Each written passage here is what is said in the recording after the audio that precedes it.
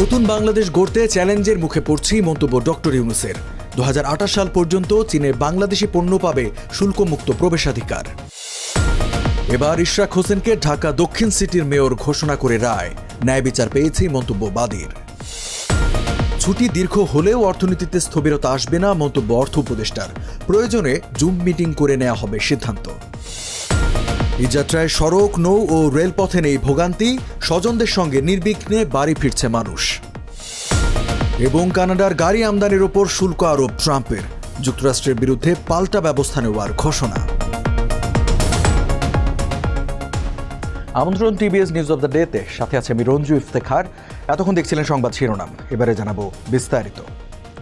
সংস্কার বাস্তবায়িত হলে জাতির মৌলিক রূপান্তর ঘটবে বলে মন্তব্য করেছেন অন্তর্বর্তী সরকারের প্রধান উপদেষ্টা অধ্যাপক ডক্টর মোহাম্মদ ইউনূস।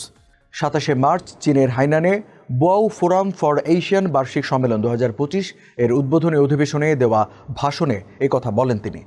প্রধান উপদেষ্টার ভেরিফাইড ফেসবুক পেজে এই তথ্য জানানো হয়। ডক্টর ইউনূস বলেন, দেশের জনগণের আস্থা পুনরুদ্ধারে তার নেতৃত্বাধীন অন্তর্বর্তী সরকার গুরুত্বপূর্ণ সংস্কার শুরু করেছে।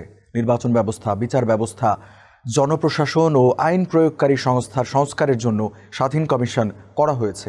এসব সংস্কার বাস্তবায়িত হলে জাতির মৌলিক রূপান্তর ঘটবে।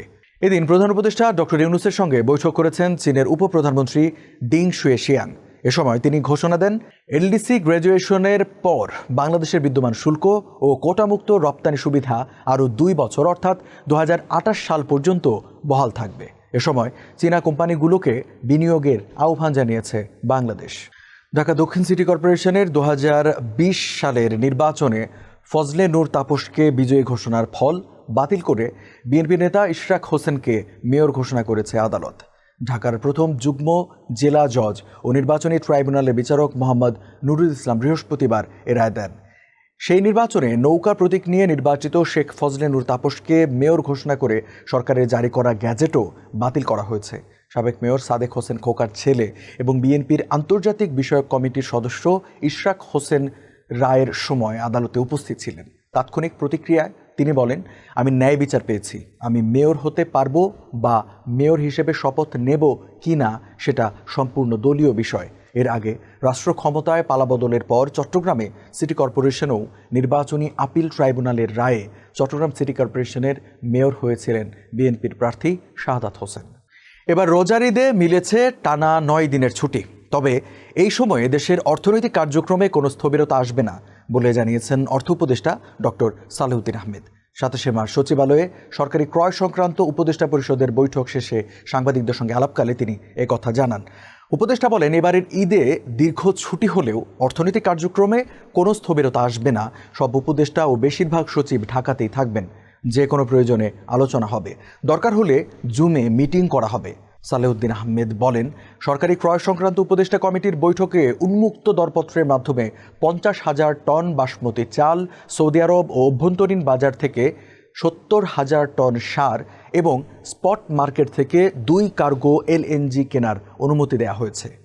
ঈদ আনন্দ প্রিয়জনদের সঙ্গে ভাগাভাগি করতে ঢাকা ছাড়ছে ঘরমুখো মানুষ, যে কারণে সড়ক, নৌ ও রেলপথে যাত্রীদের চাপ বাড়ছে। তবে অতীতের মতো এবার যাত্রাপথে ভোগান্তি ছিল না তেমন। কারণ হিসেবে সংশ্লিষ্টরা বলছেন, সরকারি লম্বা ছুটি থাকায় এবারের ঈদ যাত্রা অনেকটাই স্বস্তিদায়ক। 27শে মার্চ রাজধানীর বিভিন্ন স্টেশন ও ঘাট এলাকা ঘুরে দেখা গেছে, পুলিশসহ সংশ্লিষ্টরা মাঠে তৎপর রয়েছে। তারা নির্বিঘ্নে মানুষের চলাচল নিশ্চিত করতে কাজ করছে।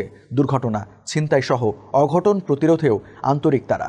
এতে স্বস্তি প্রকাশ করেছেন যাত্রীরা। তবে উৎসবের আগে পরিবহনের টিকিটের দাম নিয়ন্ত্রণ করতে না পারায় ক্ষোভ প্রকাশ করেছেন অনেকে।